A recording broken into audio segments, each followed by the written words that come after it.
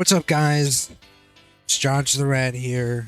It's the end of May, so I'm going to start doing kind of end of month updates, dev vlog updates on Project Fighters. So today we're just going to go over what's been done during May, so progress so far, what's next, what is the current plan for the month of June, I believe it is, right? Yeah. And then some more little tidbits if I feel like it. So, what's been done this month of May? We've done quite a bit. Sonic, a lot of work has been done on Sonic to kind of refine the kit for him to make sure that this is kind of the character design that we want in terms of what he can do. A lot of things have been done. Let's see. The first thing is new attack setup. So, for those of you who weren't here, during the streams, what was decided was that we were going to do, we were going to revise the kit. That's what was decided. But we were going to do a thing where his move set and his passive were going to lean into as kind of the core of the kit, which would reflect upon the ultimate and then abilities. So his main attacks are kickboxing, fighting style, and his passive, while he's doing these attacks, charges, as you can see. Once fully charged, he enters a new attack stance, which is Taekwondo. And so that's what we kind of wanted to build the core of Sonic around. And the ultimate was going to be a third stance, which was going to be Capoeira.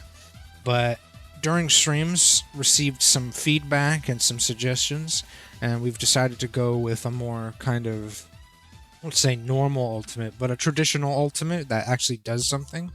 So if you've played Sonic Heroes or even Sonic Adventure 2 Battle, you'll know that Sonic has this kind of Sonic Wind thing that he does, or like the Vortex from Sonic Heroes that he does. So that's kind of what we're thinking about for the ultimate, where he does the Vortex, and it pulls enemies, and if there are any flyers, we pull them into the center of the Vortex. So it's going to be kind of a crowd control ultimate, but also there's going to be a bit of damage going on there, and then that's kind of what we've got as the baseline. So yeah, we put in though the kickboxing and then the Taekwondo because I liked it, and so that's in. We reworked the homing attack, so now it's kind of a free thing that you can do wherever you want. And if it hits somebody, it'll do damage, and it'll do like a knockback or something. I still gotta kind of put attention on that.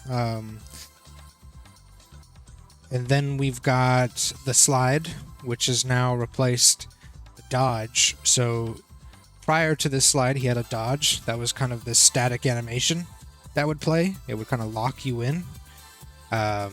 And you'd have iframes during that. So we've replaced it with a slide, which I think is more Sonic, because it creates speed, puts you at a certain speed, and if you jump, you can maintain that speed. When you land, though, you lose that speed. Now, the thing that I think is cool is if you're sprinting, you have a cap on your sprint, but if you slide and jump, now you're sprinting above the cap, and as long as you're sprinting, all forms of movement will maintain that cap. And as soon as you let go and you return to normal, you're back to your normal running speed. So it's a cool little tech thing with that. We've also worked on the wall running, so now you can jump between walls, which I think is just more fun. So now you can, there was a thing where there was some tech where if you jumped a certain way, you'd get a boost, and you could go all the way up like that without the jumping, but now it's a little bit more easier, a little bit more streamlined. You can just jump your way up. I think that's just more accessible than the secret tech, because now the secret tech is the slide. That's how you get your little boost, and it's a lot more easier and accessible to do as in terms of like secret tech. So yeah. Oh yeah, and then we have the knock up, kind of a backflip kick kind of deal. So yeah, all of his abilities that deal damage are going to charge his passive. So it's about creating synergy for the character where you're wanting to get involved in fights. So that's pretty much Sonic. His kit, for the most part, has a lot of fine-tuning, but it's all been kind of thought out. The ultimate needs to be made, FX and all that needs to be done, the animation. So now that Sonic is done, currently we are working on VFX for Sonic. And we're trying to work out some things like ribbons and materials for Sonic. These are all kind of experimental things. This was a test image. I want to try to keep everything as original as possible. That means things that I create, that I draw. This is all just kind of hand-drawn using Procreate. And so what we're trying to do is take all that stuff and create some systems and then apply it to animations and hopefully kind of get some like stylistic looking effects. This is an attempt at trying to create, if someone throws a punch, this will kind of appear. Needs more work. We have the ribbon attack here, which I can demonstrate and show how it looks. Where if you throw a punch, the ribbon will follow you.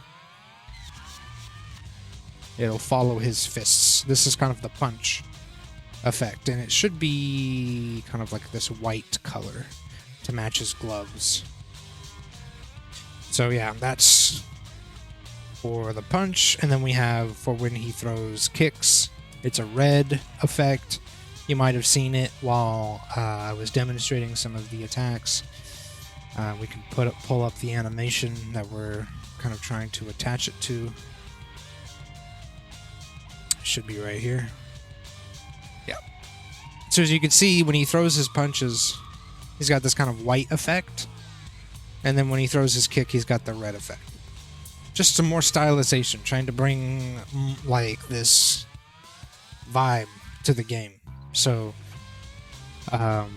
that's what's being kind of R&D'd, because still need to learn a lot about the effects and Niagara systems. So where I've done a lot of research, and so this is kind of just what's being tested, I guess. So yeah, that's what's currently being worked on.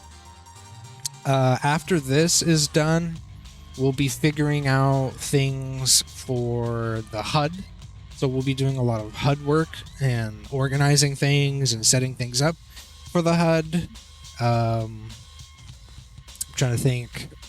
There might be like kind of a mini sound pass to try to figure all that out. And then after, basically the whole plan ultimately is to get Sonic in a state where he feels like he's part of the game at a more official capacity, to where when, I click that play button and he loads in, he's got his HUD, he's got cooldowns, they're numbered, right? The timers are there. So once that's done, afterwards we go into Shadow, and then we start all over again. Reworking the kit, thinking about what his kind of playstyle is going to be like, reworking the attacks, getting all this stuff set up to where he feels like he has a lot more purpose and a lot more just attention to detail on things. So yeah, I'm pretty sure that's about it for May as far as what we've been up to.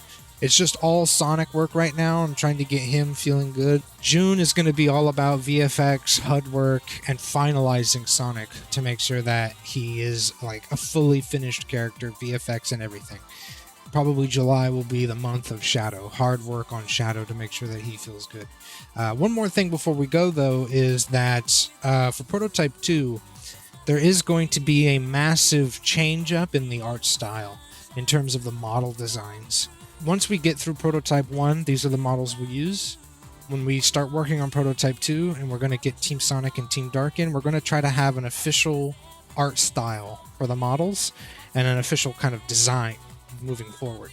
So, yeah, a lot to look forward to.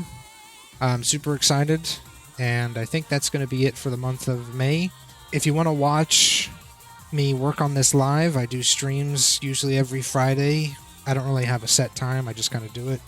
You can always catch the VODs on YouTube or on Twitch, and I always start off working on the game a little bit. And, of course, you can always catch up with these end-of-the-month videos. So, thanks for watching, and I will see you in June.